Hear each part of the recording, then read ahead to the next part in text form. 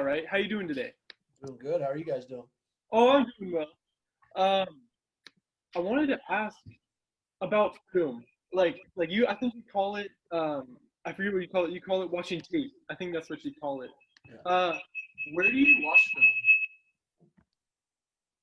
Say that again. Sorry, Yeah, some yeah. of Sorry.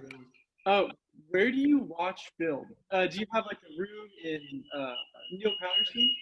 Yeah, we do. We have a room in MPS, but right now we're watching in a locker room just for COVID reasons. We get to spread out a little bit more, so we're doing our film in socially distanced locker room now. So usually we have a really cool meeting room that we use for halftime, pregame, and video, but that's kind of close quarters, so we decided to move that into the locker room.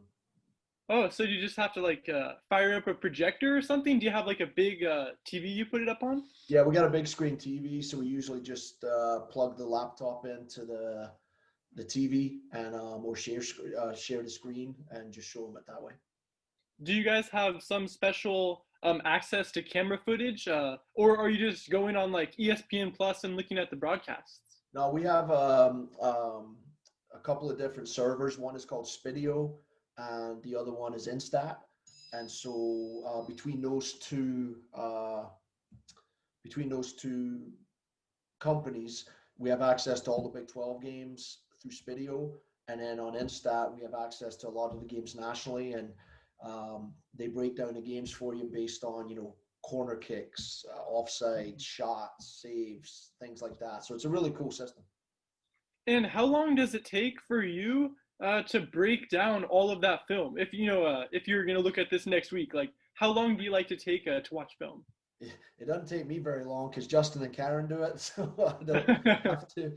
But no, I would say Justin tends to do our opponents breakdown. So he may spend 4 or 5 hours a week maybe Mm. on video. I think Karen breaks down our games. So after we play on a Friday, she spends some time Saturday, Sunday, Monday morning breaking down the stuff we want to see from our games, and same thing, probably 3, 4, 5 hours, just depending on what we want to see that day. And then I obviously take a look at it, and we pick and choose a couple of moments that we really want to share with the team.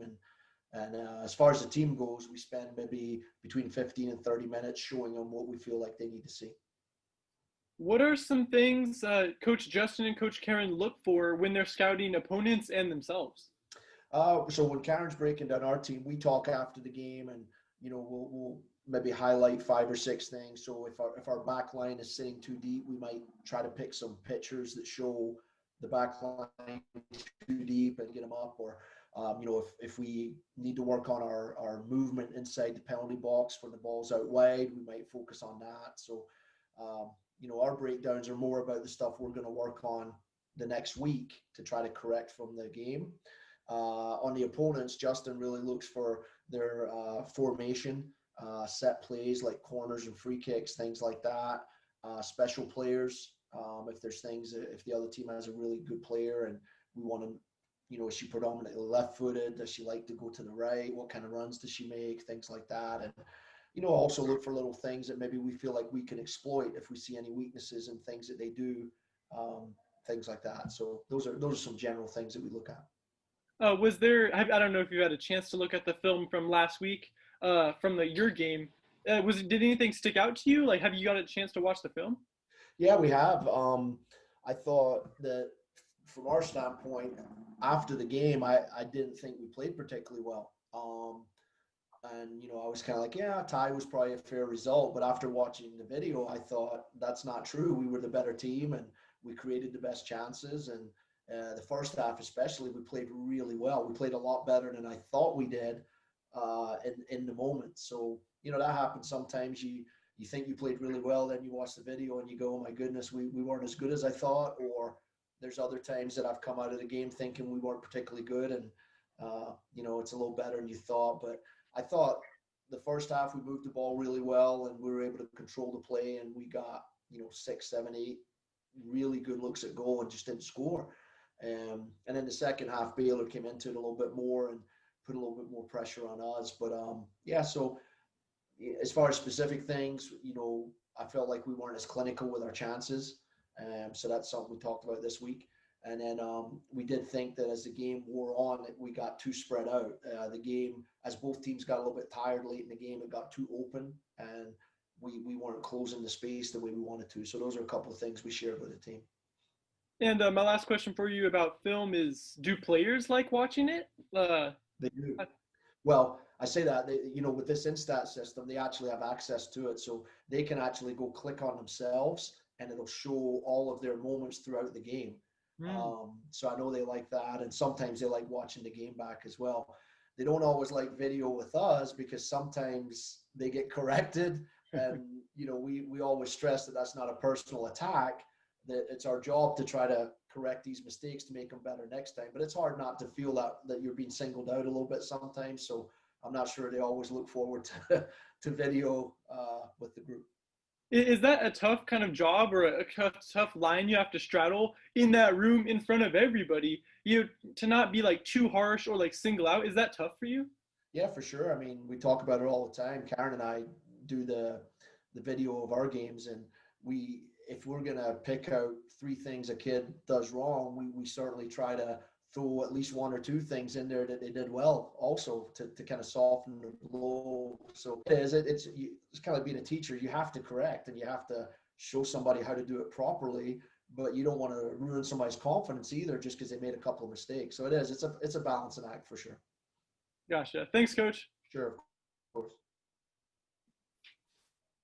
Alrighty. Can you hear me all right? Am I on? Yep.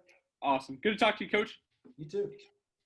So my first question was, obviously watching the last match, it was the first draw that y'all have had this season.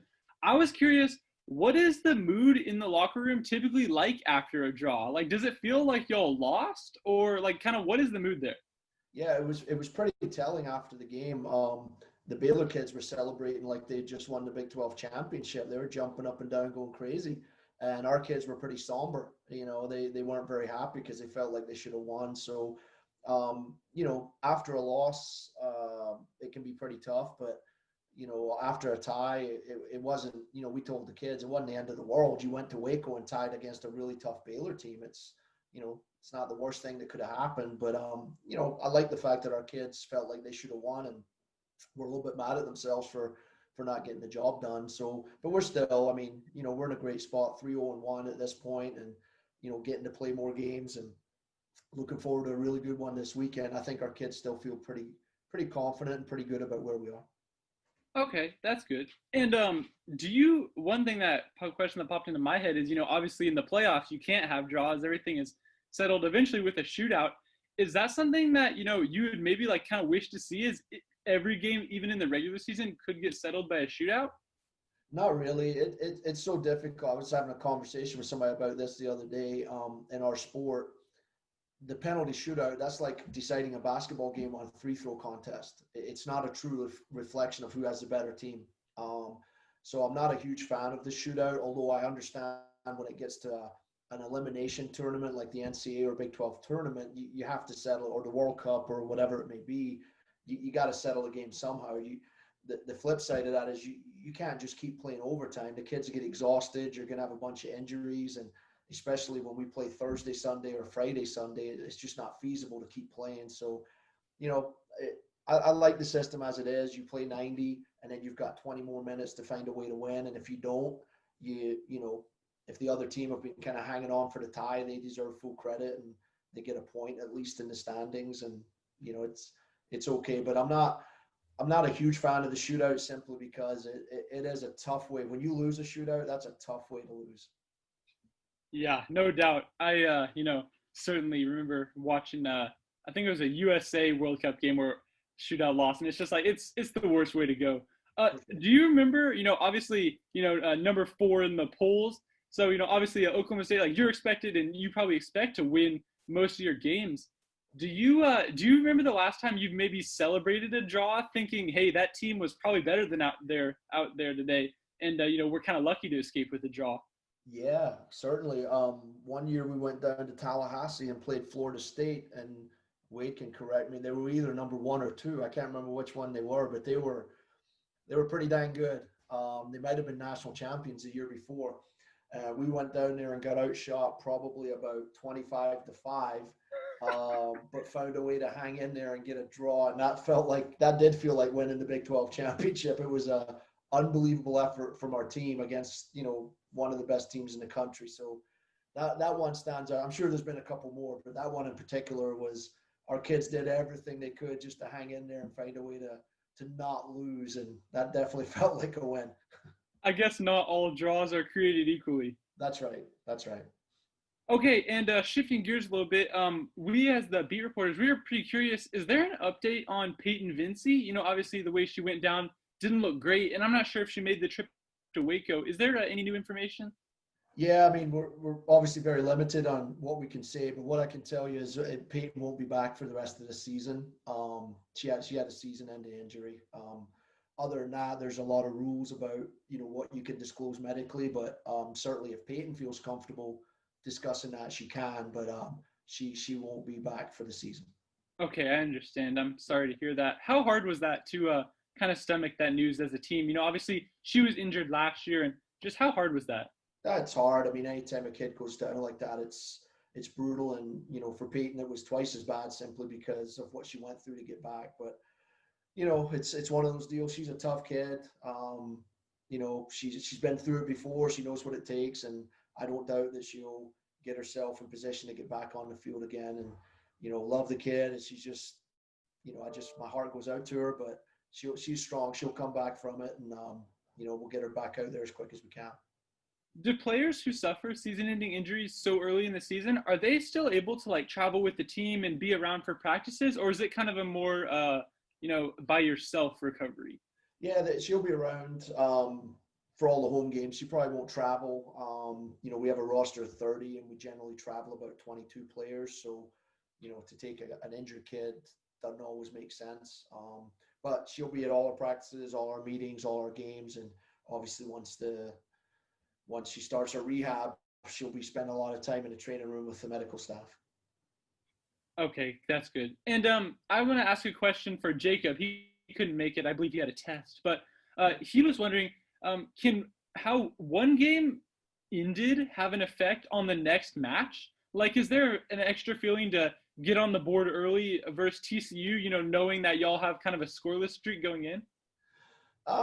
Not really. I certainly think, there can be a carryover emotionally, like the West Virginia game, getting that win late. There can be a carryover to the next game confidence-wise. But, as far as the Baylor game, I think the kids just recognize it's a hard-fought game. I mean, it's not easy to go unbeaten in the Big 12, 9 games, in any sport for that matter.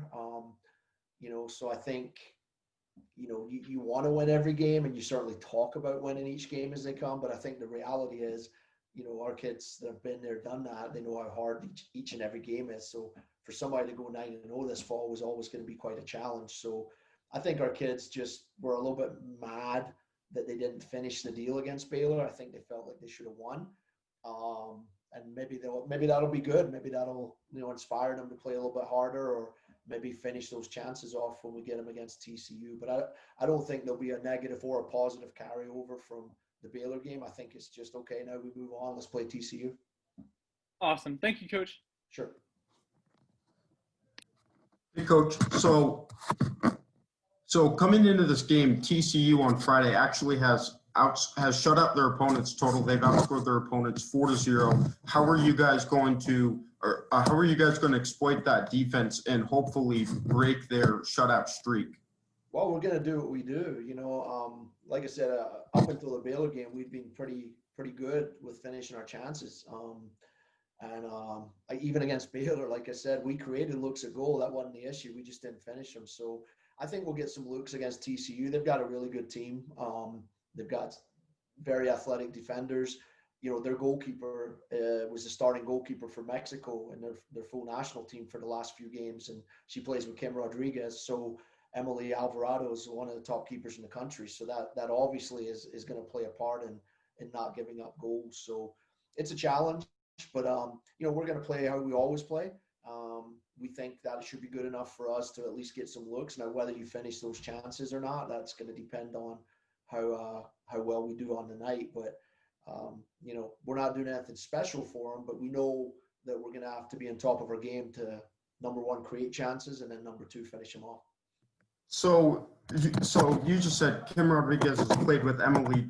So I know Kim, obviously, in her position, she's not a girl that, you know, is going to score a goal every game. But with that experience of having Emily as a teammate, does that have an advantage for you guys? Probably not, because it's such a specialized position. If Emily was a forward, or, you know, that might play more into Kim's hands because she'd be matched up with her. But I think as a goalkeeper, just knowing that, you know, Emily's a really good goalkeeper, and, you know, when you're through on her, you better put it in the corner or put it somewhere she can't get it, because if you're a little bit off, she's going to make the save. All right. Thanks, Coach. Of course. All good with Coach? All right. We'll move on to All right. one of the Graces. I don't know which one. I'll see who's here. Hang on.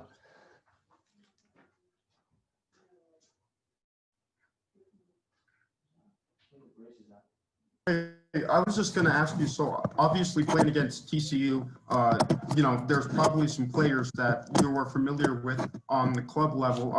What was that last part you cut out? Well, okay, so for TCU, right, there's a lot of Texas natives. You know, you being from Texas, are you familiar with any of the players on that roster from club soccer? Yes, I am. I played with Gracie Bryan and Olivia Hassler. Okay, so coming into this game, you know, with the fact that you've played with them, do you think that plays an advantage for you guys or you know, for TCU side? I think that we kind of know how they play and like some of the moves that they use, so I think that'll be helpful for us. Okay. Thank you. Thank you.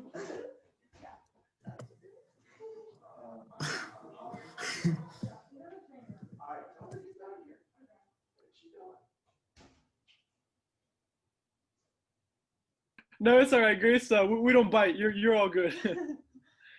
So I'm Ben. I'm with the Okali, just one of the beat reporters covering the team this year. And I wanted to ask you a question about film, about studying opponents, and I think Coach Carmichael calls it like watching tape. Did you ever do any of that in high school, or is this all kind of new to you? We did do some of it in high school, but like it wasn't as advanced as it is now. And it's like a lot more helpful now because we can really like scout them out and like their shape and like some of their best players. So it helps a lot.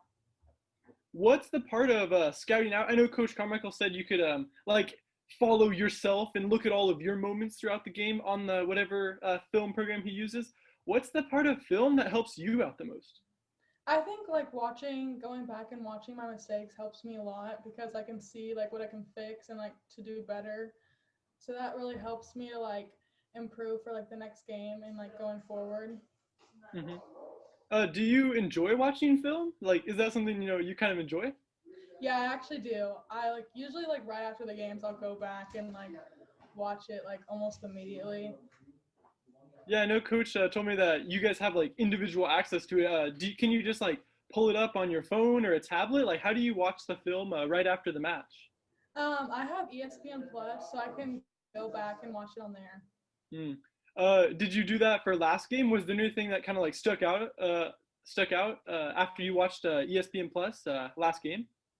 Yeah, last game was a little tough to watch because we didn't do as good as we wanted to, but I still went back and watched, and I think that there's like a couple things we could all do better, and like just as a team and myself personally. Gotcha. Thanks, Grace. Thank you. We got one more, so don't take off. We're in the same room, so I gotta wait for him to mute his camera. Okay. So I had a question. You know, last game, obviously y'all's first draw. So, Coach, you kind of described that as maybe the team was a little frustrated after that. What was the mood in the locker room? You know, coming back, playing 110 minutes, and it ended up 0-0. Yeah, I think that we were all just really frustrated because I think at the end of the day, like we definitely could have won that game. And there was a lot of things that we could have just done better. And I think as a team, like we all knew that we didn't play to our best of our ability. So I think it was more like frustrating than anything. But I think it was like not necessarily a good thing, but I think it shows that like no matter what team you're playing, like you always got to come fully prepared and 100%. No doubt. Do you wish that every game could maybe be settled by penalty shootouts or something? I've got to assume it's pretty frustrating to end in a draw regardless. I'm assuming you'd rather either win or lose. Yeah, that's a good question because ultimately I would because we're already gonna play the overtime, so it's like we might as well do PKs and shootouts. But then at the same time, like I feel like it'd be a really like unfair judgment to like win or lose based off of PKs. Yeah. I've never played soccer at a high level, so I'm wondering, like, obviously PK's probably not the truest representation of the better team, rather than just playing overtime. But when PKs happen, and everyone's obviously super tired, right? So after when PKs start, do you think PKs are a true representation or like a fair way to settle it or? Honestly, I don't think so. But like, whenever it comes to like you're in like the finals of like a championship, and like you've already gone into 2 overtimes, I think that's like the only way to settle it. Yeah, that does make sense. And I wanted to ask you with a couple other questions on a different topic. My first one is I kind of got bad news about Peyton Vincey going down with a season-ending injury. So I'm not sure like how much you can say, but I'm just wondering like how hard was it as a team when one of your players, one of your teammates goes down with a season-ending injury like that? It was really sad, especially since like she had just gone back this year, and she had been hurt previously and had torn her ACL also, and it was just really disappointing to see, and like it really sucks because I know that like as a team we've all been working so hard, we've all been pushing each other like all season and preseason, so I think it just really sucked, and I'm hoping for a fast recovery for her. Yeah, no doubt. And the last question, this is actually for one of the beat reporters that couldn't make it today. I think he's in a test. But he was going to ask y'all, you know, obviously coming off a draw like you did in Waco, can how one game ended have an effect on next week's match? I think after what happened last weekend, I think that we're going to be really excited to prove ourselves this weekend and just change that scenario and show people that we are the better team and that we can come out stronger and just improve a lot more. Yeah, that makes sense to me. Thank you, Grace. You're done now. Okay. Sorry about that. No, you're good. Appreciate it. Thank you. Oh, I'm doing well. I wanted to tell you that last week I talked with Coach Carmichael, Hannah, and Olivia about like all sorts of stuff, some fun events you guys do in practice, and they mentioned like immediately that you were the best trash talker on the team. Like there wasn't really a close second. Is that is that true? First of all, like do you kind of think of yourself as the best trash talker on the team? I mean, I do trash talk a lot. I don't think it's something I'm very proud of, but learning that my teammates think of me that way. But you know what? I feel like, and I read the article, and I think in a lot of sports, you need to be able to just have fun. You know, at times there's a balance between having fun and when to be serious. And I'm all about, trying to find the balance. But I do think that, there are times to just let loose and kind of get under people's skins. And I'm all about that. Yeah, and I don't know if like the term trash talk is necessarily the best term because it does kind of also mean like kind of some fun banter between teammates as friends. But is that kind of the trash talker label like you'd rather have? Because you said you didn't really like your teammates thinking of you as the biggest trash talker, but when you think of it as kind of like the friendly banter kind of trash talk, is that a label you're more proud of? 100%. 100% out there to have a good time, kind of rile people up, get under their skin, make them uncomfortable a little bit. I think that's just kind of funny, and seeing people react like that. And they do it to me too. It's not a one-way street, that's for sure. The coaches, the staff, everybody, the teammates, they all. Webb says I'm a trash talker, but she does her fair share, that's for sure. Oh, that's not the impression I got from her last week. Really? She said a little bit. She said, it's hard not to jump into that, but I'll have to let her know you said that next time. For sure. Do you trash talk opponents as well, like in matches, or is it just your teammates? No, it's just teammates. I mean, every now and then if they say something, I'm really annoyed, but I try not to go there. is it kind of like hard not to? It seems like every single game we watch, you're always getting like pushed to the ground and fouled everything. Is it hard not to say anything? Like as a competitive person, like as an athlete, is it hard not to kind of respond and go down that road? Yeah, I mean, sometimes you have to bite your lip and kind of take the high road, but I think for me, it's just kind of, let your play dictate, and let that speak for itself. Yeah, gotcha. That's I'm sure something Coach Carmichael would want to hear. I also want to ask you about film, like watching film. Um, did you watch much film in high school about about opponents and maybe even watching film on yourself? So I actually did. I played basketball all 4 years also in high school, and our games were always recorded, and we would watch a lot more film on that in that sport. And that's kind of where I started, like watching film on myself, on my opponents, what to look for. And so that's kind of, and I was always kind of like a film junkie. Like I would, even today, my roommates and I will always go back and watch the games, even the night of that we just played it. So I do think there's a lot to learn when you watch film on yourself, on opponents, and I think it's great.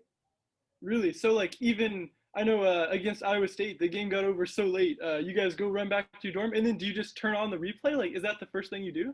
100%. Me, Allie, and Kim will all turn it on the TV in our living room, and we'll rewatch it. What do you think you gain or learn from those little film sessions with the three of you? What's the best thing you learn from those? The best thing for us is we can see in a lot of games you think the game went one way, and then after, like for Baylor example, we left their field feeling kind of defeated and like we should have won that game. That we let that one step away. We didn't play so well, and then we went back and watched it, and we had some good moments. And there were times in there that our play was pretty good and some of the best we played all year. So I do think that watching film does give you a different perspective on it. And a lot of the times, it could be the other way around where I leave the game feeling like, wow, I played great. And then go back and watch it and, okay, that wasn't so. I did mess up a couple times and wrong decisions some places. But yeah, I think film, there's a lot of different perspectives you can take on it. And I think it's really good in watching it. How much? I guess maybe you can give me like an estimate of hours. How many hours of film do you watch a week? Ooh, depends on the game. Like Baylor, I didn't watch so much. West Virginia, Iowa State, we probably watched the game 2 to 3 times. Run it back. Gotcha. And my last question about like the film is Coach Carmichael said in the past you guys have like a pretty sweet like video room that you can all watch it in, but this year it's on like a projector or it's like a TV in the locker room. What's that all like when you all are crowded around as a team? And do you ever kind of like not worry about, but Coach Carmichael said it was tough that sometimes you have to call people out in front of the team. What is it like as a player? Watching maybe a teammate or yourself get kind of called out in front of the team? Definitely my freshman year, it was harder in the aspect of taking that criticism. And it is just constructive criticism. They're not attacking anyone. They're not belittling anyone. They're just trying to make us better. And a perfect way to do that is show exactly what you did and what you did wrong. I mean, there are times everyone gets called out, and it's not personal. They're not, like I said, they're not trying to hurt your confidence or anything. They're just trying to make us better. So I think as I've grown up, I've realized that more. I didn't take that so well freshman year, but as the years have gone by, I've understood that more, and I try to help the freshmen too, and understanding that like they're not going at you. This is not them attacking you. This is just part of it, and this is how you get better. And on the flip side of that, like getting called out, when you have something good coming up in the game. I think back to K-State, y'all's first game when I think you scored in like you were one of the first like few people to score. I think perhaps you even scored like the first goal of the season. What was that like? When you turn on the film, do you watch the game from front to back? Like, are you saying like, yes, I'm going to score here? Like, is that fun knowing you have a good moment coming up in the game? 100%. I'd be lying if I said I wouldn't go back and, replay it a couple of times. That definitely happens a lot, but because those are the fun moments, that's the fun part of soccer. And why would you not want to go rewatch that? So yeah, I would say I do rewatch a lot of the stuff, and it is exciting, when you know you're about to do something good on film and they're going to show it. Mm-hmm. But then they kind of knock you back down in practice, so you can't get too on your horse. Quickly, how many times did you watch Olivia's goal against West Virginia? Oh, too many. Probably like 10 times. Gotcha. Thanks, Grace. Thank you. Hey, Grace. Something that Ben kind of alluded to earlier is that this season you've kind of taken on the role of the human battering ram. You've been very physical. You've been on the grass a lot.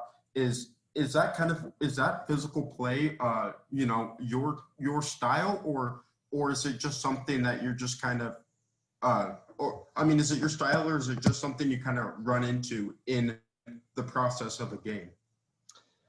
It's tough, mentally and physically, being kind of the sweeper and doing all that. That's kind of more of a Cammie Huddleston. That is her, that's what she does. But I will say, transitioning between attacking mid and holding mid, they're right next to each other, but they're two different positions, and they require, holding mid's a lot more grit, a lot more fight, while attacking mid, you kind of be more creative and all that. So I would say it's just the position, and I'm not going to shy away from it. If that's what the coaches need me to do, then I'm going to do it. If they need me attacking mid and be more of that, then that's what I'm going to do. So kind of whatever role I get, that's what I'm going to try to do. Awesome. Thank you. Yeah. Hi, Grace. First off, I wanted to thank you because I remember last time I talked to you on media availability, you gave me like a great detail that I always try and ask for in interviews, that you always like shoot PKs in the bottom left, but I did not include it in my article because I was like, you know what, I'd hate if opposing goalkeepers saw that. So I want to say thank you for that, sharing that with me, but it did not make the paper. So I appreciate that. Thank you. Yeah, I took that was like a last minute redaction. What I wanted to ask you about first, you kind of mentioned earlier, was, obviously the Baylor game, your first game that's not a win, a tie or a draw. So what is the mood in the locker room like after a draw? Did it feel like y'all lost in there? Definitely. Yeah. We were all pretty down because we knew we had chances, and usually in a game, we're the type of team, we don't really get many chances, but we bury them. We're really clinical in front of goal, and sometimes that's sports, and sometimes they just don't go your way. And so, hopefully Friday we get, even less chances, but we bury all of them. So in the locker, it was kind of sad, but then, like, after I told Ben, we went back and watched the film, and we were like, okay, we didn't play that bad. We actually had some really good moments. We shouldn't be that down on ourselves. We keep getting better. So after we watched film, it got a lot better. Yeah.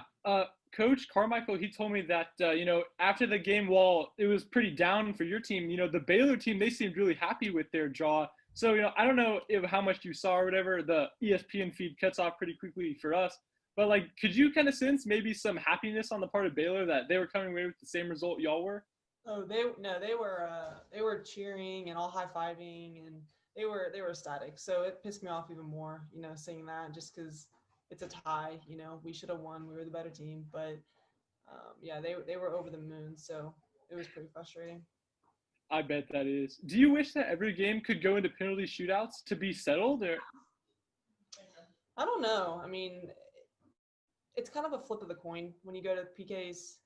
I think as tough as it is to go into double overtime on your body and, mentally, I think it kind of shows what team is more physically fit, is more suited, and is overall the better team.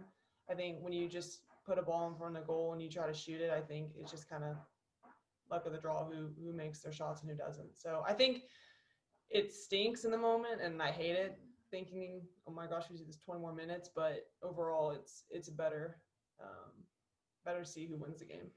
Yeah, that's probably accurate. Switching gears a little bit, I understand that I don't know how much you're able to tell me, and I'm not really asking for details, but I know when Peyton Vincey, coach told me that she went down with a season-ending injury. So I'm just asking, how hard is that to see a player who was hurt previously? How hard is that to see her come all the way back and then get hurt again? Yeah, it's really tough. I mean, she worked her butt off and came back, and she's been playing really well. And so it was really hard to see her on the ground like that. And, right when she fell, we all kind of knew just the way she was grabbing it and the way she was reacting. So it is tough, and especially in that kind of game when emotions are high and everyone's on edge, to see someone like her who's been so good for us go down. But we all kind of rallied behind her, and we're supporting her. But yeah, it's definitely really tough to see someone like that go down like that. When you have a season-ending injury, is it possible to I don't know if you travel with the team. I wouldn't think so. But how easy is it to hang around the team and stay involved? Is that difficult? It honestly depends on the player. It's what you make it. When I broke my collarbone, being around the team helped me. I had to be around them. I had to, get distracted because otherwise I'd just be thinking about my shoulder. So the coaches do a really good job of including everyone and, making it more of an effort to get those players involved. And because, emotionally you're really low. And so that's kind of when you need your teammates to step up and support you. Yeah, no doubt. And I'm gonna ask a question for Jacob. He couldn't I think he has a test right now, but he was wondering, can how one game ended have an effect on next week's match?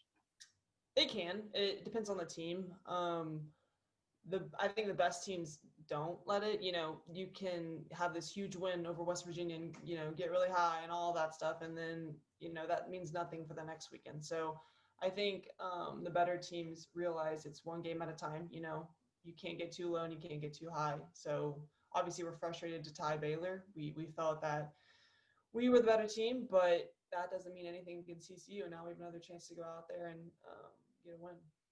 Yeah. So there's not like an extra, is there like an extra added pressure to maybe put a goal on the scoreboard early, knowing that y'all were held to zero last week? Yeah, there's always some pressure of we know we can score. We know we're capable.